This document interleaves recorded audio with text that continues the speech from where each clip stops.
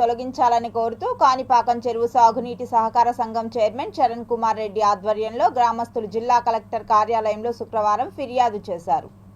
కాణిపాకం గ్రామ పంచాయతీ పరిధిలో 14 ఎకరాల ప్రభుత్వ భూమి ఉందని జిల్లా కలెక్టర్కు వినతి పత్రం సమర్పించగా మండల రెవెన్యూ అధికారులు ప్రభుత్వ భూమిని గుర్తించి పంచాయతీకి అప్పజెప్పడం జరిగిందని కాణిపాకం చెరువు సాగునీటి సహకార సంఘం చైర్మన్ చరణ్ కుమార్ రెడ్డి పేర్కొన్నారు.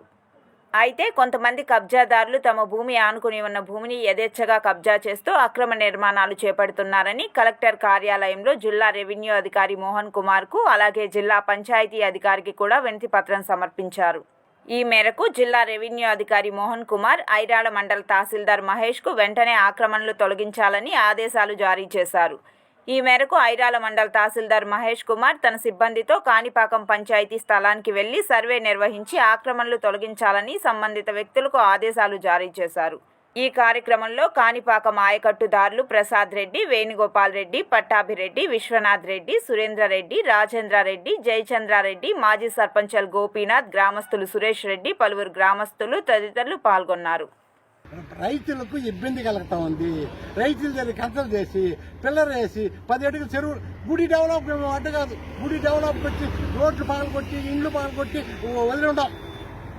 ఈ రోజు వచ్చి 5 రోడ్లు ఉంది గుడికి, 5 రోడ్లలో డెవలప్ చేసుకోవచ్చు. కానీ ఇది డెవలప్, ఇది ఇంకా బాగుంది చేసుకోవాలంటే రైతు దగ్గర 20 అడుగులు తీసుకోమన్ను, చెరువులో పరుమొగిన 20 అడుగులు తీసుకోమన్ను. రైతులు ఎక్కడికి పోవాలా, ఆయకట్టుదారులు ఎక్కడికి వెళ్ళాలా? యాజ్ ఏ ఆయకట్టుదారుల అధ్యక్షుడిగా నేను చెప్తున్నాను, నగరంపల్లి చెరువు ఆయకట్టుదారుల అధ్యక్షుడిగా నేను విన్నవించుకునేది ఇది ఒకటే మనవి. రెండవది వచ్చి మాకు చెరువు తొట్టు ఒక్క సెంటు 1 మిల్లీమీటర్ తీసుకున్నా మేము ప్రాణత్యాగానికైనా మేము సిద్ధము. తిరుపతి రూరల్ శ్రీనివాసపురం పంచాయతీ